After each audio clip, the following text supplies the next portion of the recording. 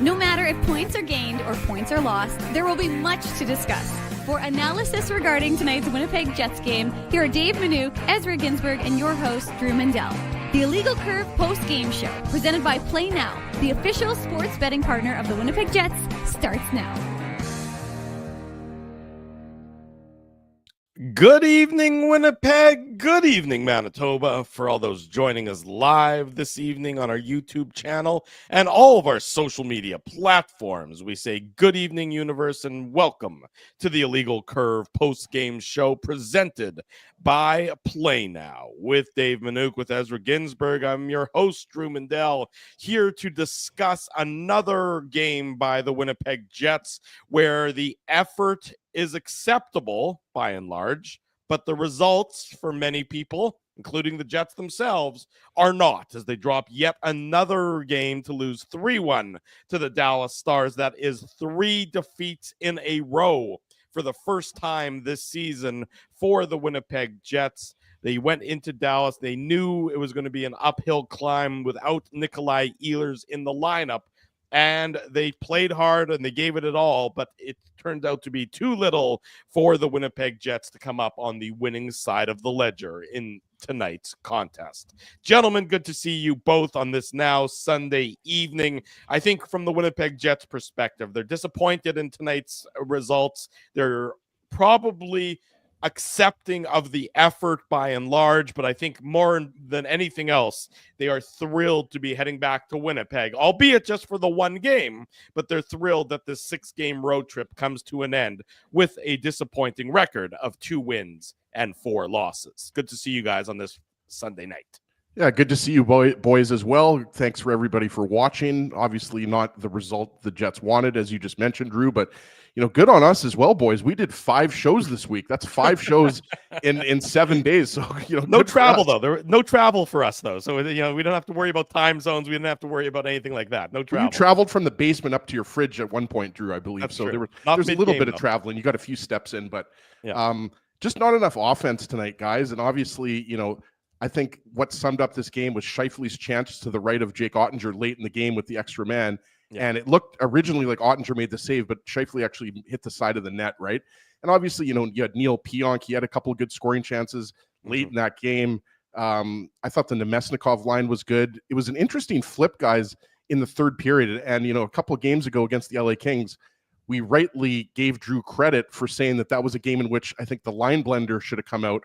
And to me, this was another game where after that shakeup was made, where you had Nemesnikov and Velarde flipping on the top 2 lines, you saw some chances right after that, right? You had Hayden Fleury had a scoring chance. Scheifele found him. Scheifele was behind the net. Hayden Fleury had a scoring chance. Obviously, guys, Logan Stanley ends up sitting a little bit there. You saw Josh Morrissey. We'll talk about Stanley throughout the course of tonight's post-game show, let me tell you. Right. And I mean, it's Captain Obvious to say that you can't take 3 minor penalties and you're already a defenseman where you're under the microscope, right? Like we talked about it on yesterday morning show, boys. I think, we all agreed there was a good chance Heinola was going to come in. Instead, they take Dylan. If it was between who played better between Dylan Coghlan and Logan Stanley, I'm not talking about the analytics. I'm talking about just anybody that watched that game between the Jets and the Golden Knights. Coghlan was impressive, right, on the second power play unit. Yeah. Anyways, that wasn't the only reason they lost the game, but obviously, it contributed to it because Stanley just, again, a defenseman like him, he can't be taking those types of minor penalties, right? And I agree with what Kevin Sawyer said on the broadcast. I think his second penalty was a slash, if I'm not mistaken. That was a little bit. It was or a cross check, I think. It was cross checking, and it was a little bit weak. But regardless, guys, like the Jets had 7 high danger chances in the game, 5 of which were in the second period. They didn't have a single high danger chance in the third period. And obviously, at that point, Drew, they're just trying to get the point, get it to overtime. But I just didn't think, they were dangerous enough tonight. Yeah, I mean, look, you could see, they were struggling. Dallas was controlling the middle of the ice better than the Jets were. And so the Jets were looking to, try and generate. And, of course, the goal that they score, which we'll get into the Play Now game recap, is more, I would argue, as good fortune than it is a tremendous goal. Now, it still counts the same on the score sheet, so the Winnipeg Jets will take it. But I thought that, for the most part, again, like we saw, similar to the Vegas game, Dallas Dallas tonight controlled the flow of the game. They were the better of the two teams. I think you're seeing a lack of depth on the Winnipeg Jets defense in particular rear its ugly head.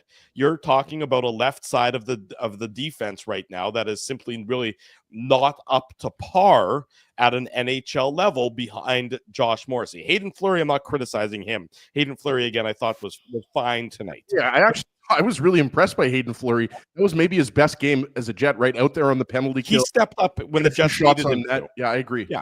He stepped up. I got no problem with Hayden Fleury's game, but you're seeing the lack of really that next layer of player, Dave, to be able to step up when the Jets need somebody. You're seeing the lack of depth on the back end right now. I mean, okay, let's get into, I guess, the decision to play Logan Stanley over Ville Heinola tonight, and what Mike McIntyre, who's on the road trip in Dallas, and is going to speak to Scott Arniel, I'm sure, about it, and we'll bring you those comments if we can on tonight's postgame show. He said that with Heinola, I mean, again, hasn't played a lot of hockey at all in the last couple of years. It seems he was speculating that it was a bit of a load management decision to have Stanley back in the lineup tonight again versus Heinola. And maybe that's the case, and maybe Scott Arniel will say that, and we'll find out, and then maybe it makes a little bit more sense. But on its face, for an organization and a dressing room that preaches accountability, Logan Stanley seems to be the only player who's not particularly accountable for his lack of performance on the ice. He continues to get chance after chance and leash after leash when it's evident that he's just not up to snuff. And I know that the Jets have injuries, and I know that the Jets are banged up, but at some point in time, you have to figure out an alternative rather than continue to keep putting out a substandard option like you have right now in Logan Stanley. Look, let's just put it to the bottom line. The bottom line is the Jets are 3-6-0 in their last 9 games. After, getting off to that red hot start, 15-1, the slide is real. And part of that reality is you're losing a guy in Dylan Sandberg in that game against Nashville that we're now learning you could ill-afford to lose in this lineup because there's just not enough depth. And we've talked about that. You don't have it on the farm right now. Like I said, the guys there, Elias Salamonson, he's looks steady, but he's not. And again, that's a right side situation, not a left side. You got lots of depth on the right side right now. Yeah, you're not worried about the right side, but it's that left side, or can a guy go over? But right now, the Jets are struggling, and I agree with Ezzy. This is a team that was desperate to get into overtime. I mean, they just looked like in that third period, and we can look. There's no. Drew and I talked about it before we really got underway. This has been a ridiculous schedule. I mean, again, and I'm not here to criticize and blame the schedule for the Jets' ill fortunes, but it's crazy to think they played those 3 games on the road, New York, and then 2 in Florida, came home for the 1 against Florida, went back on the road for 6. Now they're home for St. Louis on Tuesday, and then back on the road for 2. It's just very unusual. I can't ever recall seeing one like that. For those keeping track, that's 11 road games and 2 home games in their last 13. Yeah, it's a very, but they knew it. They knew, and again, as I would mention, because I mentioned this before, this is also the same team that had the benefit of a very easy schedule to come I was just going to say that here because there were no back-to-backs in October. It was an easy schedule. I think they had 1 playoff team in the first 10 games, right? So there's no doubt that it's been a difficult schedule, guys, but at the end of the day, you easily could have got a point, let alone 2 points against Vegas, and you easily could have got a point in this game. Right. Yeah. So I mean, for all this don't give up late goals in both of those games and you're heading into overtime. Sure. And it's easier said than done to say, don't give up a third period goal. And I'm not trying to be contrarian here with Dave. I'm just saying that, every team is going to go through patches of the schedule that are more difficult. Every team's going to go through parts of the schedule that are easier. Right. But there's no doubt that, anybody watching this team, the Jets, that is, could see that they looked a little slow at times tonight. And I'm not saying that just because Nick Ehlers was out of the lineup. I think they were looking sluggish against the Kings. They were looking sluggish against the Wild. Remember the first period, guys? What were the shots in that first period against the Wild? Like really lopsided, whatever it was, 17-5, or it doesn't matter. But the point is, I still think that even though they won that game 4-1, they were pretty lucky to get out of that game with the 2 points, because I thought Minnesota was the better team for at least half of that game. But that's the way hockey is. But yeah, I mean, this is obviously a disappointing road trip. It was a difficult road trip. It started off well, obviously with the win against Pittsburgh. But I look, I know it's hard to maybe rationalize what's happening, but like Mark Scheifele is just not the regular Mark. Did he have a point on this road trip? No, he hasn't had a point in his last 6 games now. He right. was and he had that chance. Like he had some chances. Like right. he was noticeable. That line wasn't bad, Drew. But all I'm saying is like, if your top line is not going, then obviously it puts a lot of pressure on the Nemesnikov line. That line was fine tonight. They had some opportunities. Well, they couldn't help. You mentioned that the shot, the attempt, where he hits the side of the net. I couldn't help but think, if he's healthy. Oh yeah, he scores. Does Mark Scheifele score on that goal? Because usually that's automatic, Drew. That's a pretty good setup. That that's the look that you want in that instance. Maybe one times he also probably has a better chance. Right. I mean, that he got the because Ottinger had no chance if he doesn't stop it. Right. Again, he shot it wide, but if he doesn't stop it, if he one times it, the pass was slightly behind him. But if he does one time that's into the back of the net. I mean, and we've seen Mark Scheifele score that how many times? That's how you know he's not right. And so to me, that's the biggest question mark is with respect to Mark is the fact that do you serve him better? And again, hopefully it'll be a question. We get a chance to talk to Scott Arneal on Tuesday for the first time in what feels like months, but we'll get a chance to talk to him about the health of his club and where it serves them better to try and give a guy a little bit of because we talked about it after the Kings game. We thought Mark Scheifele looked a little bit better, but he just doesn't look himself. There's no question about it. And so that is the problem. And when he's not himself, I don't care if he's your top winger now, Ezzy, wink, wink, or if he's your top center, he's got to be one of your best players. And one of the comments that I saw on this road trip, I apologize. Okay. And one of the comments that I saw in the chat, and there were actually numerous comments, and they're accurate. We can pillory the defense all we want, but this Jets team isn't scoring goals. And this was the highest scoring team in the NHL by a mile. They had like 70 goals before most teams had 50. So the Jets were scoring a ton, and now they're not. And that's obviously a big factor as to why they're not winning hockey games, says Captain Obvious. Yeah, no question about it. The offense is drying up.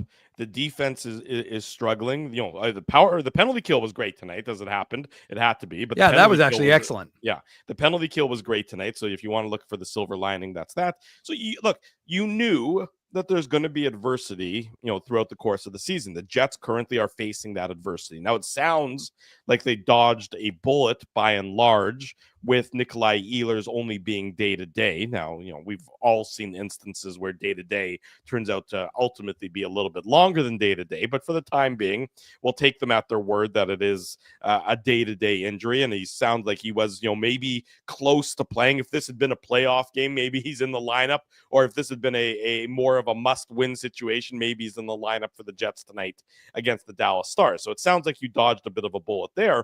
But right now, if you're the Jets, I think you're sitting back, you're looking at this 3-game losing streak.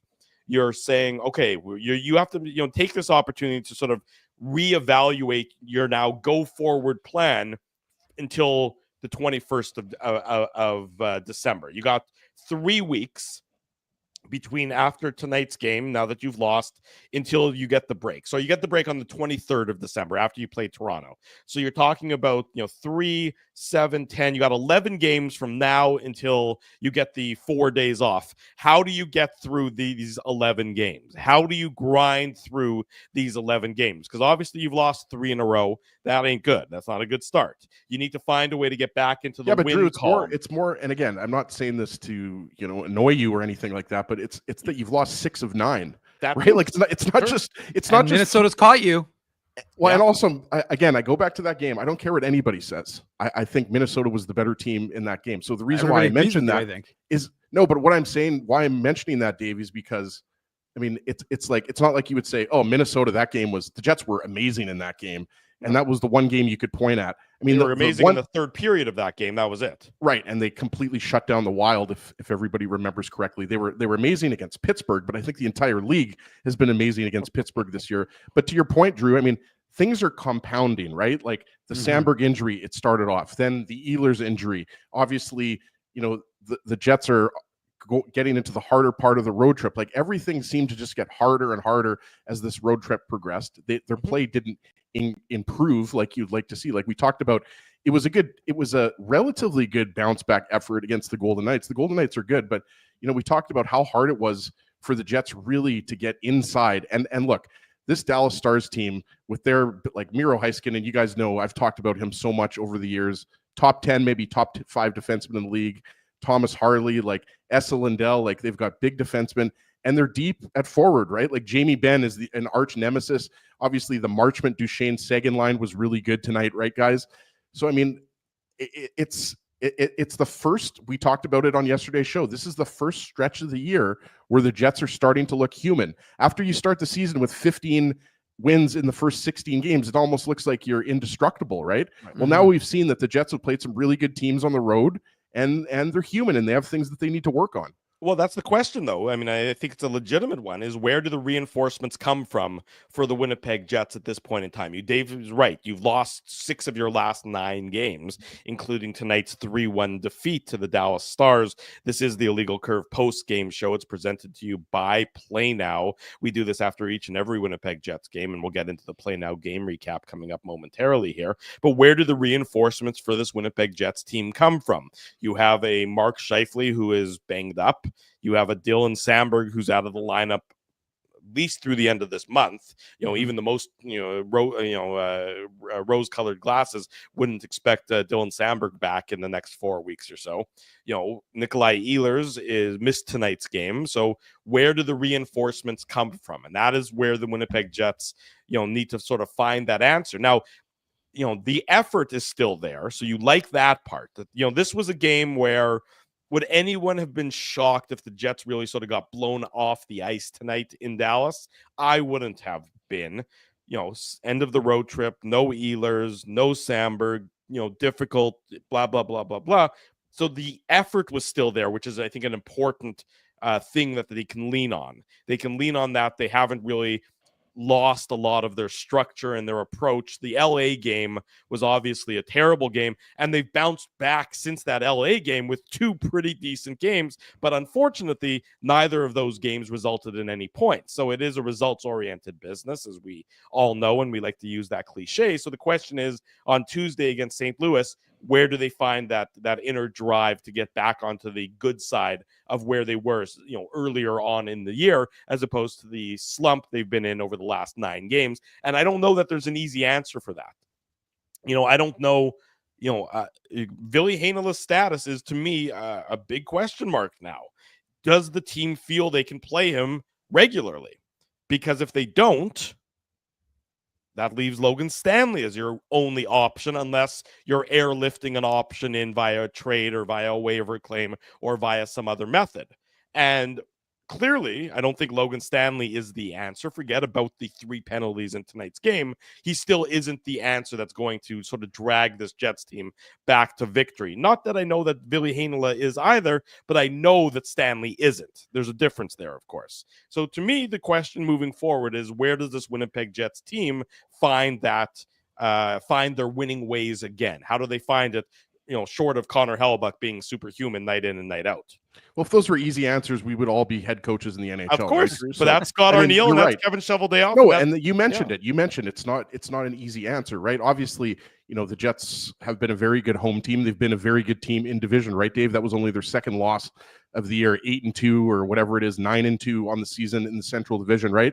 So that's one thing. Good at home, good in division, and obviously, they're going to get the benefit of sleeping in their own beds for a long time. It seemed like this road trip, I don't know about you, I think a lot of Jets fans are just happy this road trip is over. It seemed like the Jets were on the road for a month here. And again, I think it was the multiple time zones and the fact that you were playing difficult teams. So look, the Jets are a difficult team to play against when they're at their best. And I think, that's what stands out to me. Dave mentioned it earlier. There wasn't that same offensive, I said, dangerousness. That's what stood out to me. And as part of that to do with the fact that they're banged up, possibly, but to me, when the Jets are at their best, and I've said this so many times before, it's when they're playing that pressure game. And you hear about this all the time with forechecking. Why do coaches constantly say that forechecks, an effective forecheck is necessary? Why is it, boys? Well, it's because you're putting pressure on the other team and hopefully creating turnovers and spending more time in their zone and creating offense off of that, right?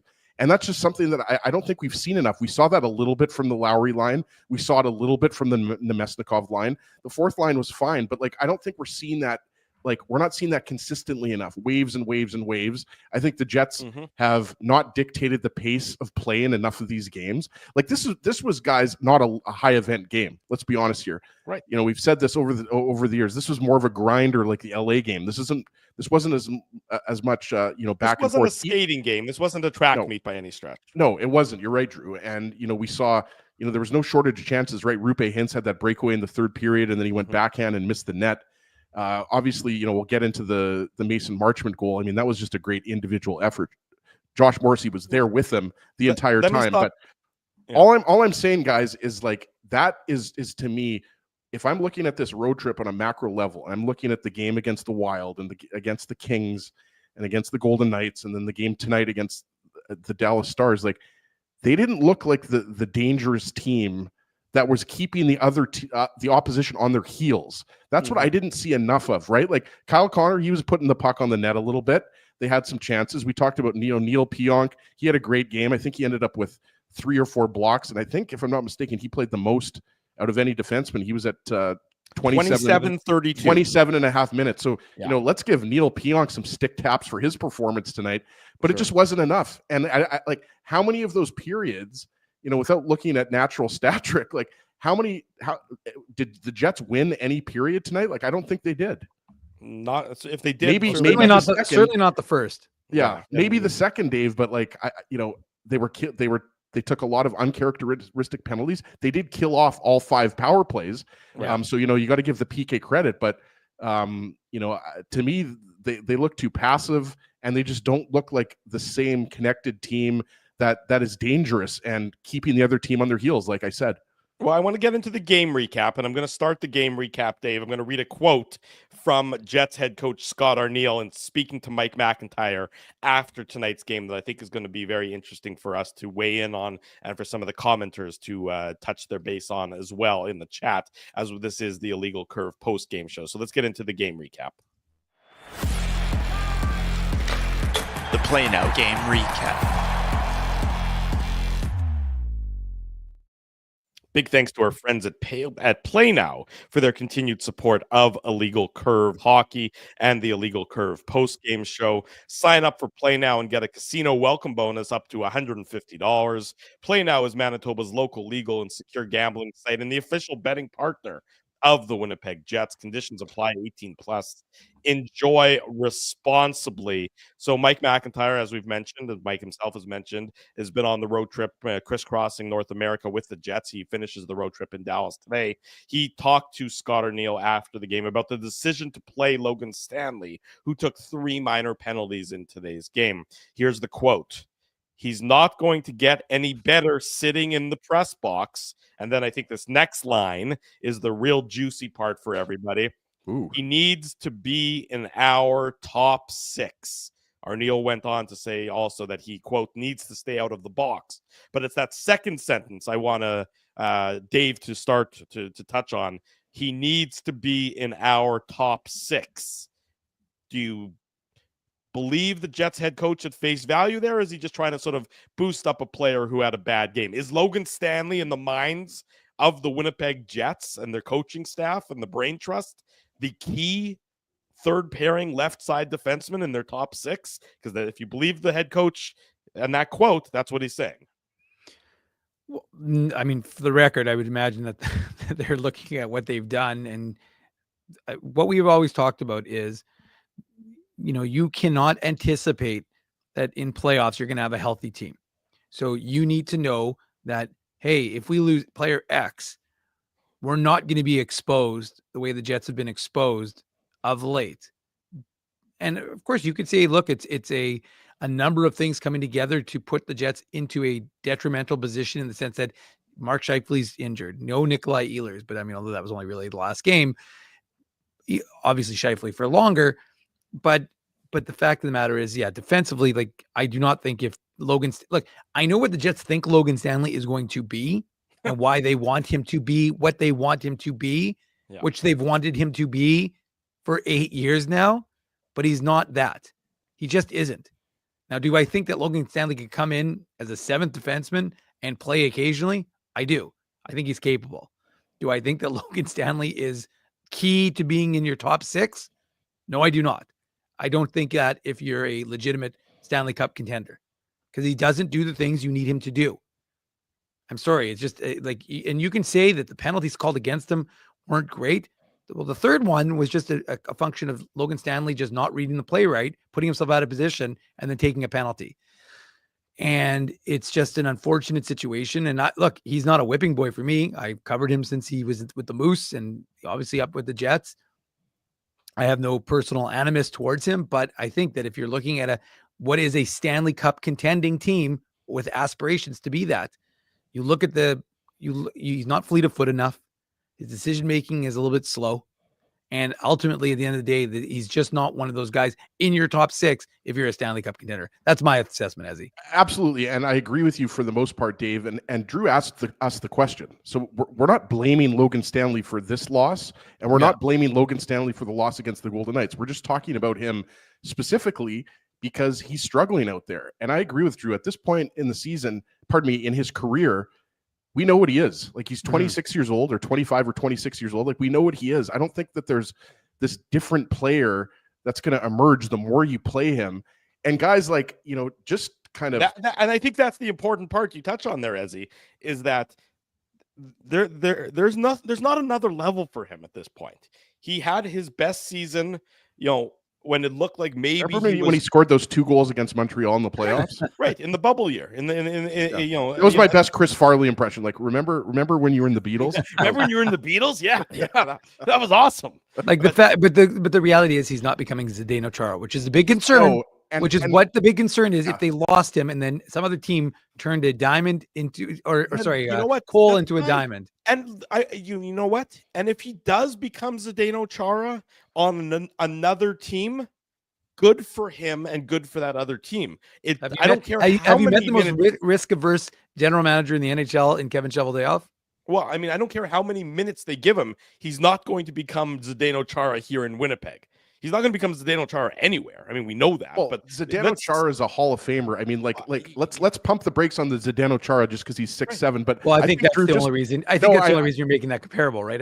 Yeah, I would settle for him becoming Tyler Myers. I mean, Zdeno Chara was, he's not Tyler Myers either. I know he's not Tyler Myers. He doesn't have Tyler Myers. When Tyler Myers, obviously Myers is at the end of his career. They're both big, tall guys, but Myers had offensive upside. Myers was good on Vancouver, though, Drew. He's been serviceable. He's been serviceable. He's not a physical defenseman. He's just tall, just like Stanley is not a physical defenseman. He's just tall. He never had the offensive upside either. So, I mean, to say that you need him in your top 6, with all due respect, every other good team, that you're going to be facing come playoff time, or if you go win a round, is happy to see Logan Stanley in your top 6 because they know that that's somebody who can be taken advantage of. Well, you're right, Drew. And the reality is the Jets have way more video than we don't watch the video of every single shift like the Jets team does. And they have access to more advanced stats than we do. And the advanced stats are not good. Just go if you want to see some advanced stats, just go to Garrett Hole's Blue Sky page, and he was talking about Logan Stanley's career expected goals and goal differential and everything like that. And again, we're not here to just pick on Stanley, but to me, what's so frustrating about this is again because of what it does with Ville Heinola, and it prevents him from coming into the lineup by insisting on playing on Heinola's better than Stanley, a better option than Stanley at this point, but yet the Jets, for whatever reason, keep thinking that Stanley is a better option. So again, what are we doing here with Ville Heinola, right? He's healthy now. He's ready to play. He's not going to be playing for the Moose anymore. He can't accomplish anything more in the American Hockey League. So again, you drafted Ville Heinola in the first round. So is this a situation where you're playing one first round pick because you don't want to give up on him over another first round pick? I think it ultimately, I don't think that, by the way, but I just think that they look at Stanley, and I don't know if it's because Dallas is a big kind of, they're not necessarily a heavy team, but they're a big team. I don't know if that factors in, but if that is why they're playing him, then that's the wrong decision. Heinola should be playing, and especially with Dylan Samberg, Dave, out of the lineup now, this is finally Ville Heinola's time to shine, whether that's on the third pair or the second pair, whatever. I just I scratch my head and I just don't know, like, what's the plan with Heinola? Is he a guy that you envision part of the organization long term? Because I think they do. He has to be in the lineup on Tuesday. Sorry, Dave, but if Heinola is not in the lineup on Tuesday, then then I give up almost to some extent. Then there's no, how do you preach accountability to the dressing room if you're not if Stanley can have the game that he had tonight and he's still in the lineup on Tuesday, assuming Heinola is healthy. If Heinola is not healthy, then say he's not healthy, and then okay, then this is the best option you have. But if you tell us that he's healthy, that means he's got to be in your lineup because it was Scott Arniel himself. It wasn't us saying it. It was Scott Arniel himself who said that Ville Heinola needs to be playing regular minutes and needs to be given a long runway, and that Scott Arniel's got a lot of time for Ville Heinola. It wasn't us who said it. It was the coach himself. So we got to take him at his face value unless he's just trying to blow smoke left, right, and center. Sorry, I'm trying to rationalize Dom's comment about Johnny Kovacevic not being an integral part of the, as if he was a menial guy who's barely making it. So I was in the middle of replying to Dom, but anyways, I'll finish my response to Dom after. But yeah, no, I mean, focus on this, not that. Well, I am, but I mean, I like to focus on the chat too, especially when you two are blathering on for your minutes and minutes and minutes. So, I mean, you already got my take anyway, so I'm not really certain what you need from me more. But I think that what doesn't make sense to me, like, you gave Logan Stanley, did he play 11 straight games? Was it 11 straight? Something like that. After his injury, obviously he had his injury. Right. So then he came in for Fleury, and then he played. Right. I think he played like 11 straight, and then he had his injury again. But my point is, you gave him a window. You gave him an opportunity. You gave him runway to say, okay, here you go, Logan Stanley. Here's 11 games. Win the job. Win the job. Don't let us take you out. Do what you need to do to solidify this as your spot. Well, he obviously didn't because the team, he got injured, I guess. But then ultimately, he didn't do anything in those 11 games to make you say that's his job.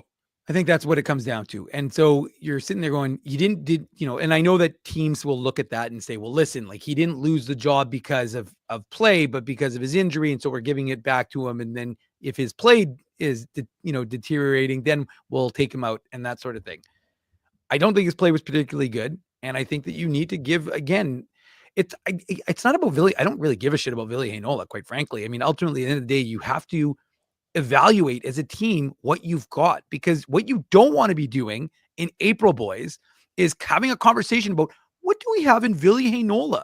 What if we need to use Ville Heinola as our fourth defenseman or fifth defenseman or sixth defenseman? You don't want to be having that conversation because you're playing the Colorado Avalanche in the first round and player X is no longer available to you. And now we got to figure it out because we need to know what Ville Heinola is. So this is your time to throw him in, play him for 5, 6, 7, 8 games in a row and see what you got. And all the people in the chat who are like experts who would, similar to us, who would say, this is what he is.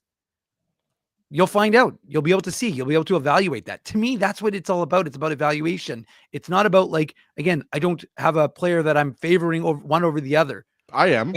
Well, sure, but I don't really care. I'm completely removed from it, other than just to say, from a perspective of someone who you want to have the most fulsome information you can possibly have. And I think that's right now is uncertain with respect to Ville Heinola at the NHL level for a significant period of time. I'm 100% with Drew. If Ville Heinola doesn't play on Tuesday, then that's more absurd than him not playing tonight against Dallas. I agree. Like, it's enough. It's enough with this. I mean, it's unanimous. Like, ring the bell. It's over. Everybody saw, again, Logan Stanley, I think, has a future as a pro hockey player. And I think he's a guy, like I've said this before, I think Stanley, if you play him against some of the weaker competition in the NHL in a third pairing role, and he plays 12 to 15 minutes a game, he can be fine. I think when you put him in situations where he plays against some of the top teams, then you see his difficulty. He turns the puck over. He takes penalties. His lack of foot speed hurts him. So it's enough. I think we've already beat a dead horse here, guys.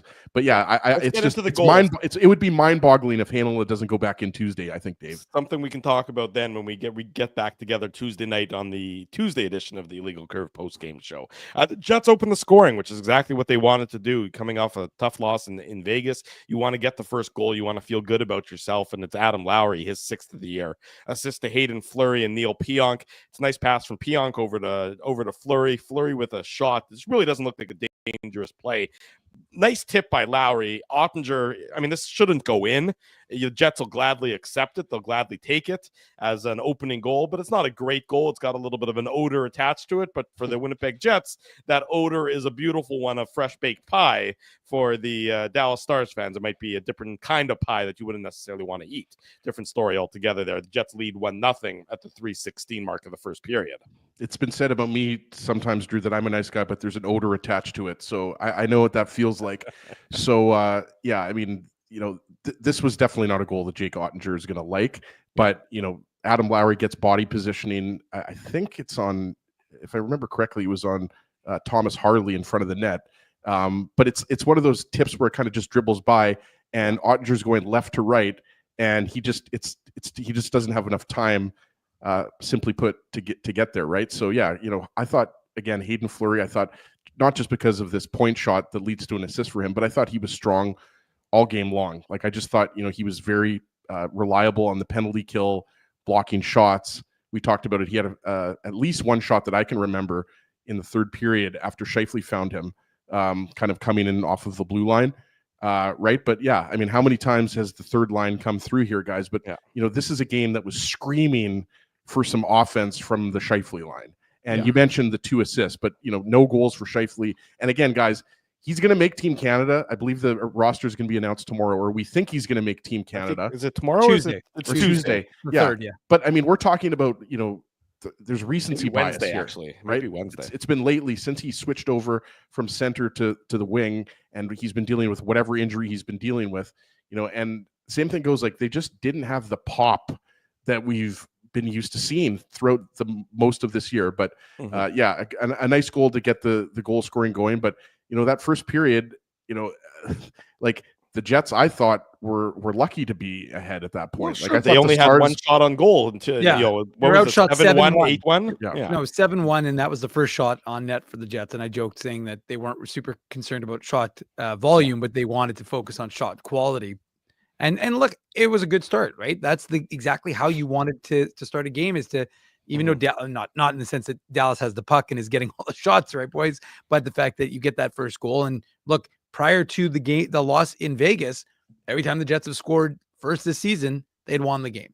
So it was usually a pretty good previously indicator as to whether they would have a good result or not. And it was a big goal in a couple other regards. Adam Lowry, as you guys know, I like some potpourri, moves past Andrew Ladd, so captain passing captain, 7th all-time on the goal list with 111 as he in his career. And how many of those goals, Dave, are right in front of the net, like this one was? Right? a lot 110 out of 111. A lot of them. Although I will note that Andrew Ladd did it in about half as many games as Adam Lowry did it. And on with the secondary assist, Neil Pionk got to 200 in his career in the NHL. Congratulations to him. 1-0 at that point for the Jets. It lasts up until the 17:06 mark of the first period. That's when Dallas ties the game. Wyatt Johnston, his 4th of the year, assist to Thomas Harley and Jason Robertson in one of the weirder, slower developing 2-on-1s in NHL history. Just a bit of a comedy of errors. Just Dylan DeMello catches an edge, which takes him out of the play. Really bad timing for that. Josh Morrissey pinches, and he gets caught up in the flow and gets caught up in traffic, which somehow leaves Kyle Connor as the last man back for the Winnipeg Jets in trying to defend. Well, he gave it his all, but in this instance, it was not enough, as it's a real nice pass by Harley to Johnston, and Johnston's a real nice player. Only 4 goals on the year for him so far, but he's able to tuck this one under the bar and beat Connor Hellebuyck to tie the game up at 1 goal apiece, which is where it ended after 20 minutes, or Dave, I guess, on this one now at this point. Oh, you're giving it to me? Yeah, well, I did Ezzy before, and now it's your turn. All right, fair enough. Yeah, I mean, look, You can give it back to Ezzy. You can pass it forward. You can pass it back. I'm ready to go. I mean, I can talk about this goal if you want, Dave, and then you can come in. Like, I think it was a bit of a broken play, right? It was a bit of a broken play. For sure. And as you mentioned, Dylan DeMello, I think, was it Robertson that he got tied up with? It was kind of hard to see who he got tied up with because it was outside of it was like outside at the bottom of the screen. So it was kind of hard. It looked Robertson. First, yeah, was it Robertson, Dave? Okay, thanks. I wasn't sure at first. I thought he just like caught an edge and fell down. Like I wasn't really sure. And then obviously Dan Robertson, being the pro that he is, let us know that he got tied up with Robertson. And like, so you got Josh Morrissey, who's kind of up there trying to make a play on Johnston. I believe it was Johnston. And then kind of Josh Morrissey gets turned around a little bit. Then you have a situation where it's a 2-on-1 and or actually a 3-on-1. And then Thomas Harley jumps up into the play. And Kyle Connor does not play this well. Like Kyle Connor, like he's in a position where he's the only man back because we mentioned which is shocking in and of itself, Ezzy. Well, yeah, but we mentioned DeMello was caught up ice, but also Morrissey was tangled up, and he got Wyatt Johnston got body position on him. So then Harley steps up into the play. Was it Wyatt Johnston or on the boards with Morrissey? It might have been Rupe Hintz, actually, now that I think about it, because it was Rupe Hintz that Morrissey got tangled up with kind of around center, and then that allowed Dallas to go in on the, whatever you want to call it, the 3-on-1, 2-on-1. Yeah, it was Hintz. Just looking at the replay here, boys, it was Hintz that put the body on Morrissey, so that kind of took him out of the play. So now Connor's back, and he's got Wyatt Johnston and Thomas Harley, and he doesn't really play it like a typical defenseman would. He's kind of just angling towards Harley, and then it's just like Wyatt Johnston's just open, and Hellebuck has absolutely no chance. So it was just kind of a bunch of a series of unfortunate events, if you will. Agreed. So it is at that point in time 1-1, and then the Stars get the game-winning goal in the third period. Second period sees no goals scored. The shots on goal in the second period were 10-8. Lots of penalties in that second period. The Jets do successfully kill off that 5-on-3, which occurs when Hayden Fleury takes a tripping penalty. Then Logan Stanley takes his second of the hat trick of minor penalties that he took in tonight's game. Pardon me, that was his third penalty at that point in time. I apologize. The 5-on-3 was in the second period. Yeah, 5-on-3 is in the second period with Fleury and then Stanley. The Jets PK, which hasn't been great, was great tonight. 5 for 5 and killing off the minor penalties. Just quickly here, Drew, I made a note of it here, so I might as well mention it, or nobody's ever going to hear my great note that I took. But you guys remember Morgan Barron had that great shorthanded scoring chance late in the first period. Like you mentioned, that was Stanley's second minor. Yes. And just wanted to make a note of it because it's Heiskin and Dave who he beats. So me and you are always beating the Morgan Barron drum. Obviously, he had a bad giveaway against Vegas, but just wanted to mention that, like in a game in which the Jets did not have a lot going offensively, I just wanted to mention Morgan Barron was out there working hard and creating chances, in this case on the penalty kill.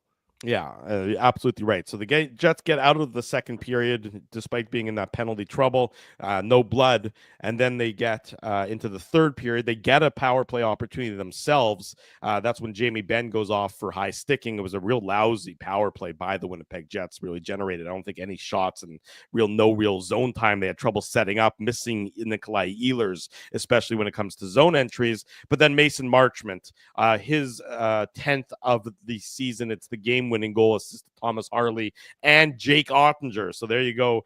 Jake Ottinger both getting the win and an assist for the Dallas Stars. It's a real nice shot and a real nice play by Mason Marchment, who's a real nice player. It's also our Seagram shot of the game.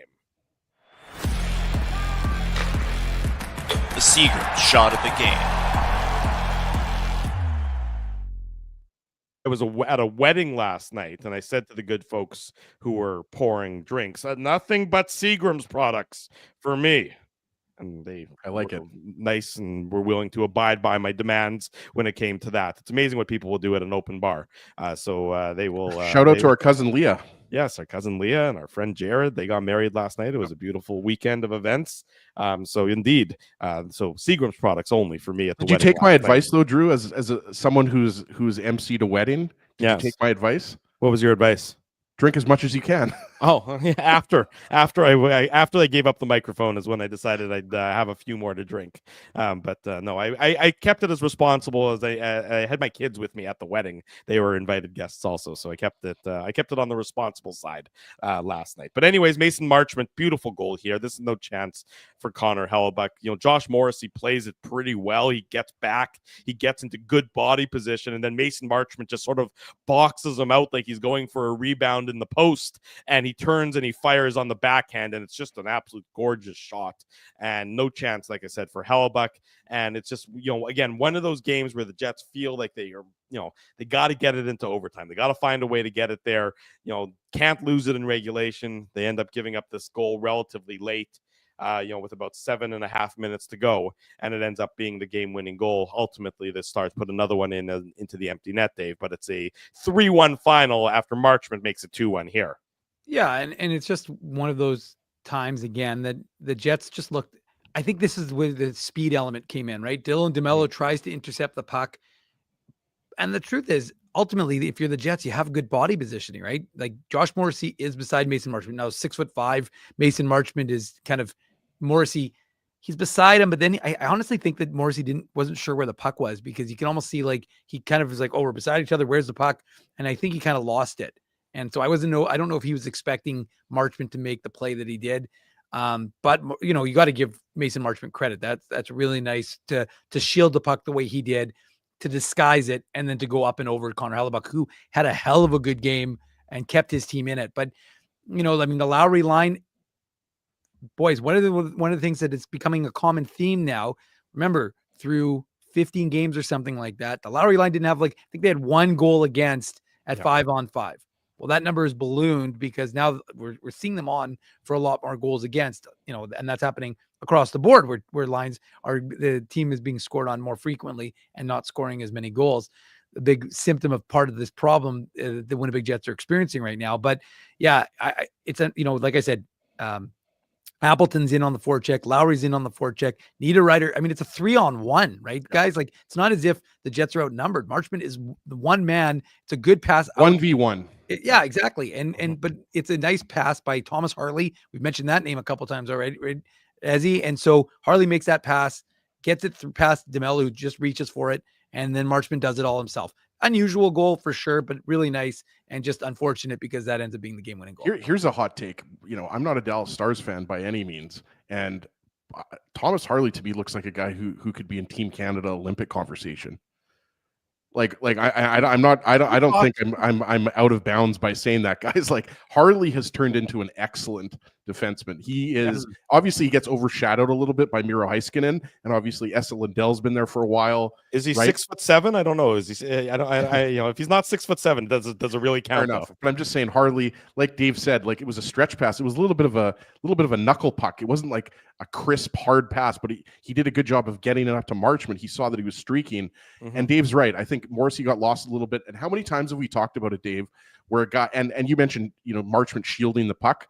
That's what I made a note of. I just said excellent body positioning. Like you said, he's got the height advantage, the reach advantage on Morrissey. And how hard is it for Marchment? Yeah, I love Marchment. You wanted, if I recall correctly, you were hoping the Jets would sign him after he left as a free agent from Florida. Yeah, I was. And obviously, the son of the late Brian Marchment, former Winnipeg Jet, former San Jose Shark. I think he was scouting in the Sharks organization, if I'm not mistaken, right, Dave? At one point, I remember seeing him at a draft. But yeah, Marchment's an excellent player. And look, guys, this Stars team, this is one of the teams that the Jets are going to have to overcome to get to the promised land, so to speak, right? The Minnesota Wild, the Dallas Stars, the Colorado Avalanche. The first place in the NHL, Minnesota Wild, Ezzy. I can't believe it. I really can't. I realize there's a lot of talent on that team, but I did not see that coming. That's for sure. I don't think anybody saw that coming. And for the record, Dallas Stars with the win now 6 points back of Winnipeg with 2 games in hand. So again, you bank the points. You're happy with where you are overall. They're 18-7 now, Drew? That's right. But which is still a ridiculous record. It's still a ridiculously good record. I mean, but you need to get back in the win column. You need to get back to winning 2/3 as opposed to losing 2/3. It's sometimes it's that simple. You're absolutely You've got right 3 wins in your last 9 games. So the Jets team needs to get back to Winnipeg and get back into I feel like they're going to pound St. Louis on Tuesday night. We'll talk about that. Got the new coach bump right now, Ezzy. Yeah, they do with Jim Montgomery. You're right about that. We'll come back and wrap up this edition of the Illegal Curve post-game show. Drew Mandel, Dave Minuk, Ezra Ginsburg with you. It's a Sunday evening. Jets lose 3-1 to the Dallas Stars. We want to thank you for not betting with Play Now and choosing our illegal gambling site instead. Because we couldn't afford things like this without your money. So much of your money. Now you might have questions like, do our profits benefit your community? No. Or bet with Play Now, Manitoba's local legal and secure gambling site. Dining, entertainment, parking, and convenience, all in one spot. City Place is located in the heart of downtown Winnipeg, attached to the Canada Life Centre. Whether you're working, living, or out for a night in the downtown, make City Place your go-to destination before or after the fun finds you. Lunchtime, game time, anytime, visit City Place at 333 St. Mary Avenue, next to Canada Life Centre. Holt Dental, the new official dentist of Illegal Curve, has a philosophy rooted in two unyielding principles: genuinely caring about patients and providing outstanding service. Being a patient of Holt Dental means more than just checkups and treatments. It's taking the time to listen and talk to each patient so they can achieve the best long-term health, functionality, and aesthetics for their teeth, mouth, and gums. Conveniently located at Grant Park Festival on Taylor Avenue, Holt Dental is dentistry of the highest quality in a comfortable and relaxed environment. For more information, visit holtdental.ca. Oh, and there's plenty of free parking at the front door, too. Celebrating its 40th year as Winnipeg's home for stand-up comedy, Rumors Restaurant and Comedy Club has recently been named Canada's top comedy club and a top 5 comedy club in North America. From birthday parties to date nights to fundraisers and everything in between, Rumors is your destination for the best and most affordable live entertainment Winnipeg has to offer. For more information on upcoming shows, Rumors' incredible promotions, and to purchase tickets, visit rumorscomedyclub.com. So you're a pizza person, you married a wing person, but somehow your kids are salad people. You can't pick your fam, but you can pick your BP meal deal, starting from $18.99 for takeout or delivery at bostonpizza.com.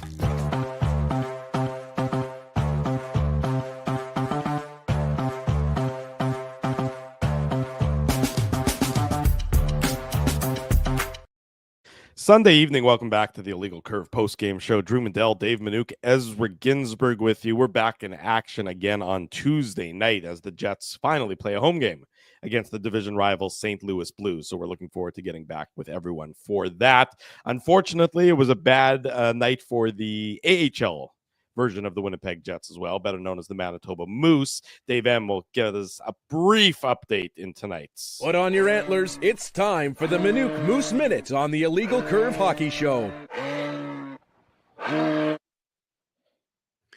It was not quite as bad. I'm willing to do one today, Ezzy. You know why, Andrew?